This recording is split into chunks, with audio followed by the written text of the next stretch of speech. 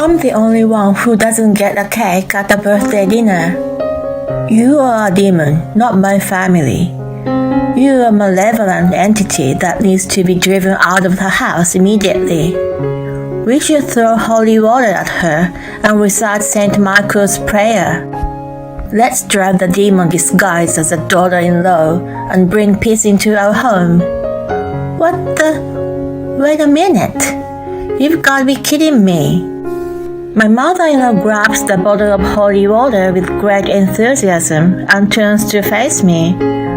Her eyes are blazing, and it's as if she's possessed by a demon. I'm sure she's unaware of her own ugliness. Sean, Jason, help me. The cry for help is ignored. The father-in-law and my husband silently clutch the rosary. Oh no, do you all hate me that much? I've endured the daily bullying of my mother-in-law and have done my best with the housework. Today is September 29th, so it's a perfect opportunity to do this. You should be thankful that I let a demon live among us for a little while. She raises her arm in the air, and I squeeze my eyes shut involuntarily. Hey, what are you guys doing? I open my eyes slightly to see the cause of her panic. I see everyone's looking at her, and the story goes back some time ago. I don't mean to brag, but my husband Jason and I are so in love with each other. He's a gentleman, although he's a little too serious. He understands that I tend to get absorbed in my work and takes very good care of me. He's a really good companion. We got married a few years ago and finally bought a house at the end of last year. It's a bit of a headache though when I think about the mortgage, but I'm happy because I felt like we have really become a family. My relationship with my father-in-law Sean is excellent. Like Jason, he's serious and a bit careless. He's now retired, but when he was a business person, he was admired by many of his colleagues. His hobby is traveling, and he often sends us fresh produce from the countryside. He often compliments that Jason is lucky to be married to me. I feel tickled every time he does. The problem is, hello Jason, it's your birthday coming up, and I'm coming to your house to celebrate. Mom, you don't have to come over for every event. We just saw each other last week, remember? What are you talking about? We are a family. We should be together all the time.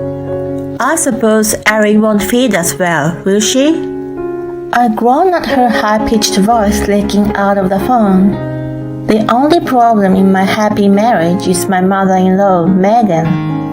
I've been subjected to criticism and harassment like this from the very beginning, and it's gotten worse over years. She barged into my house unannounced, says that it's not tidy enough, and starts cleaning on her own. When she calls my name in her piercing voice, I begin to brace myself. Jason says that she's had a very peculiar personality since he was a child. She used to be a tiger mom, locking him up in his room and making him study. She was also a very economical person, or rather a cheapskate.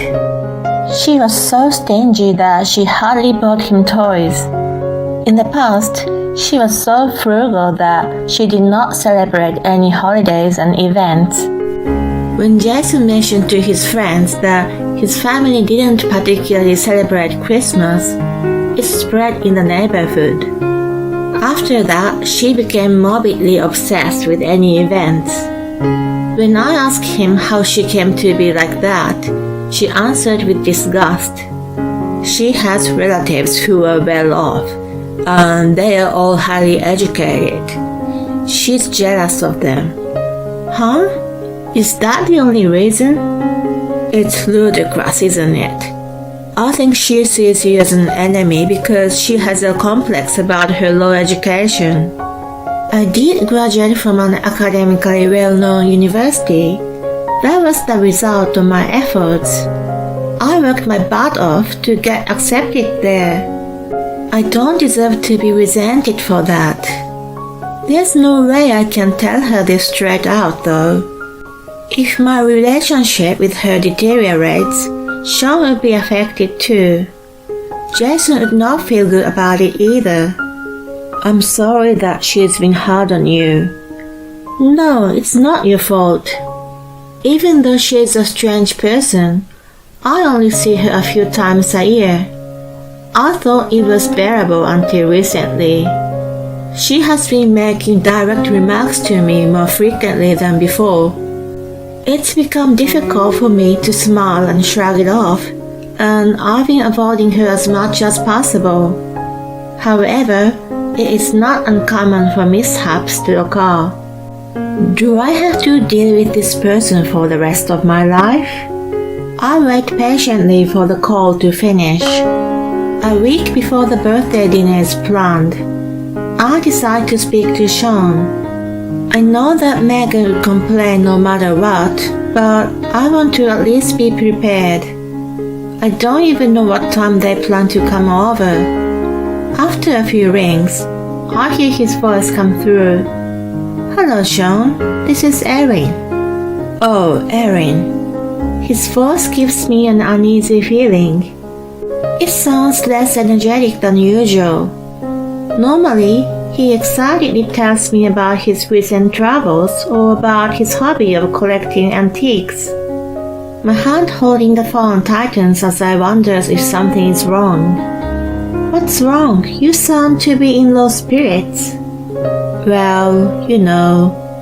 He says that some of the antiques in his collection have gone missing. It's only recently that the numbers start decreasing.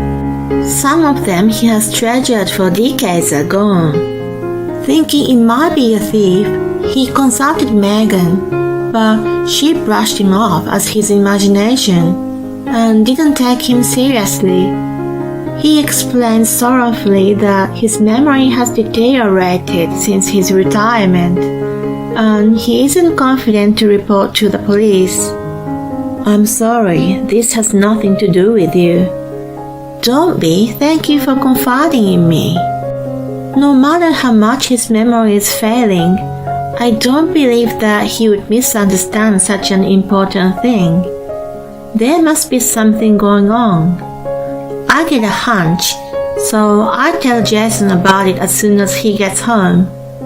After listening to my full story, he gasps, remembering something.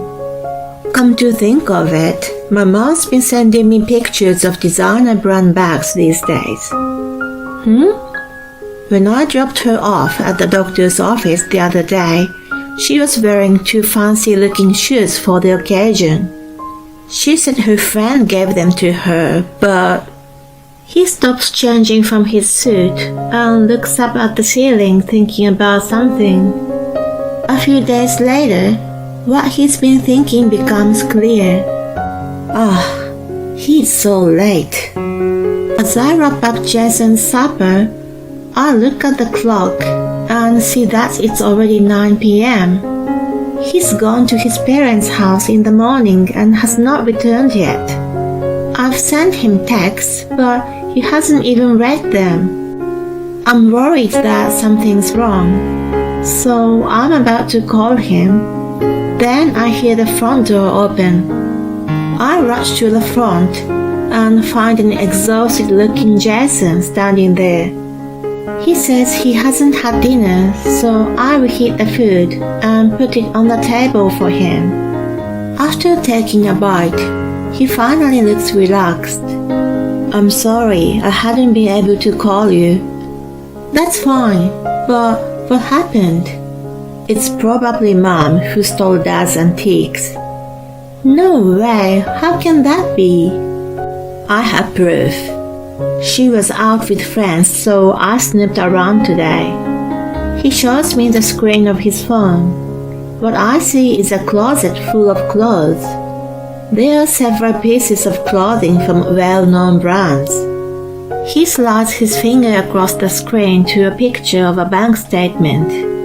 I see Sean's name as an account holder. Is this the only balance he has?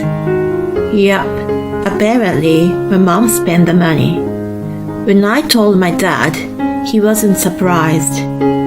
They've already experienced something similar before. Jason's toys, gifted by his dad and relatives, kept disappearing. It used to happen so often, but when he asked his mom, she kept denying it.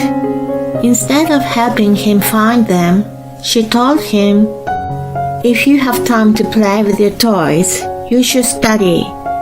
Get into a good school and let your mother enjoy the luxury of life." She kept repeating these things to him. He listened to her at first. She told him to study, but she did not allow him to get a tutor or buy him reference books. Her attitude was so contradictory that he began to distrust her. By the time he was in high school, he had become indifferent to her comments. So I talked it over with Dad. He told me in a low voice about the plan he had. Jason's birthday has arrived. Megan comes over wearing a flashy pink dress.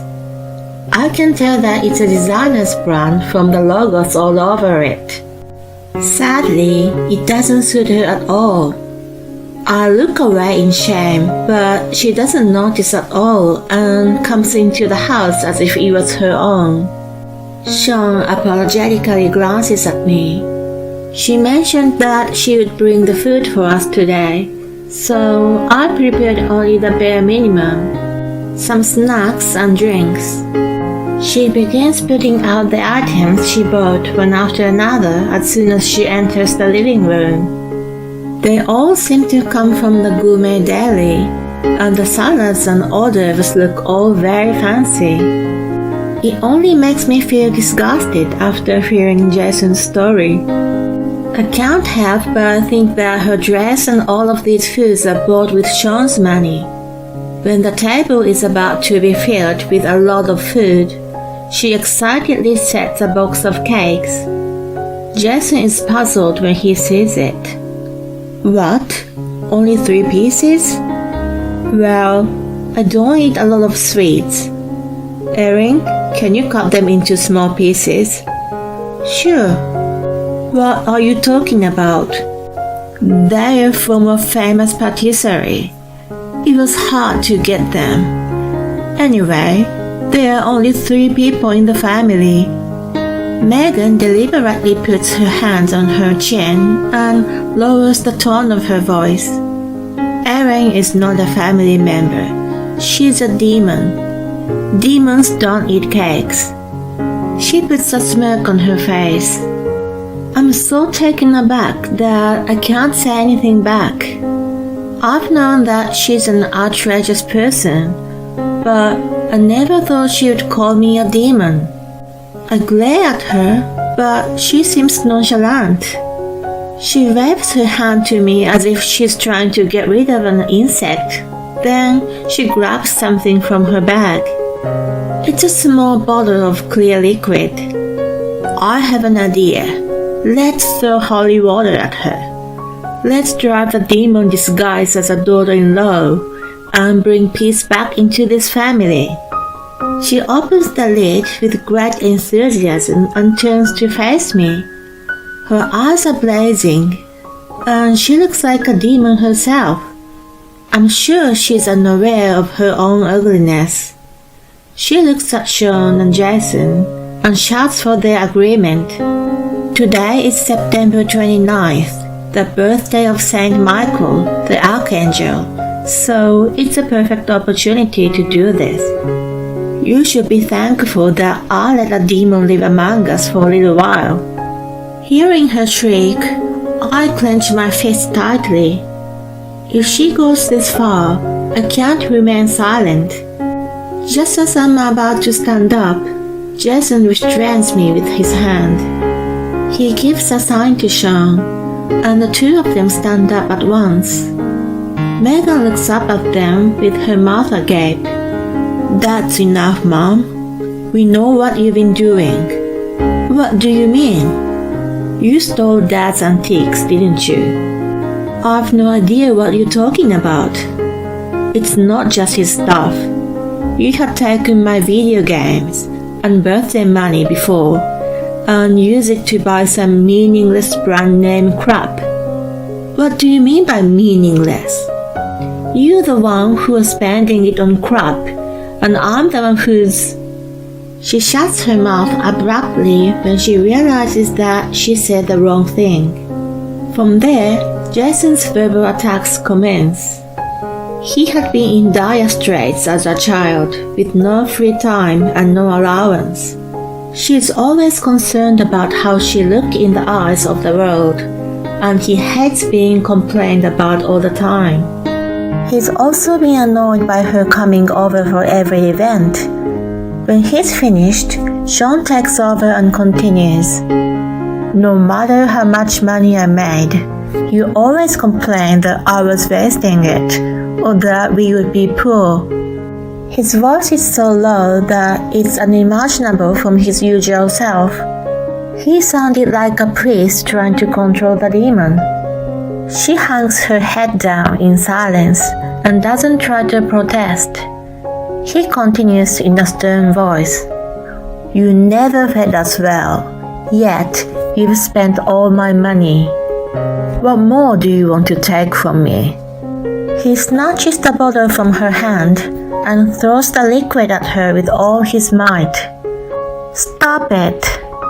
You're the one who told us to get rid of the demon.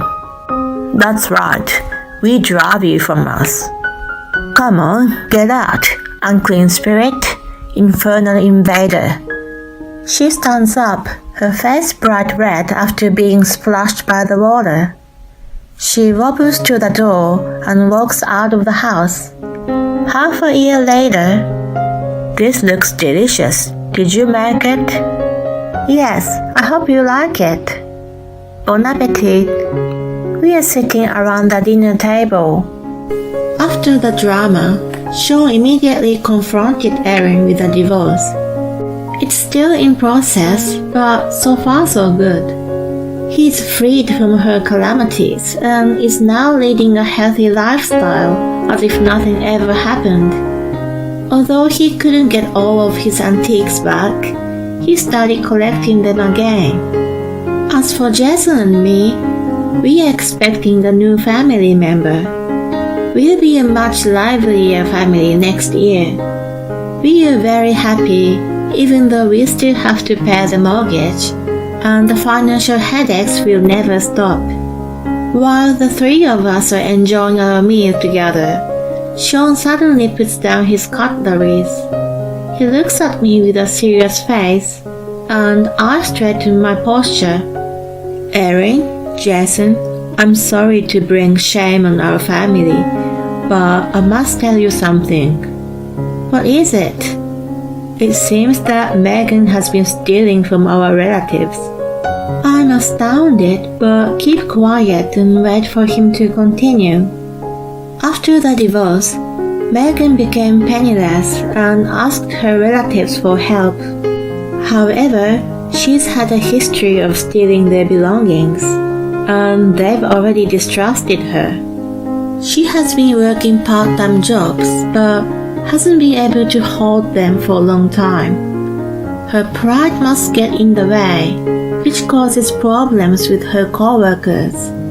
Sean says that much and hangs his head down. If she ever comes here, you can send her away immediately. I'm sorry for scaring you when you're expecting. Please, Sean. Thanks to you, we got rid of her. Indeed, we've driven out the bad spirit with holy water, so it's alright.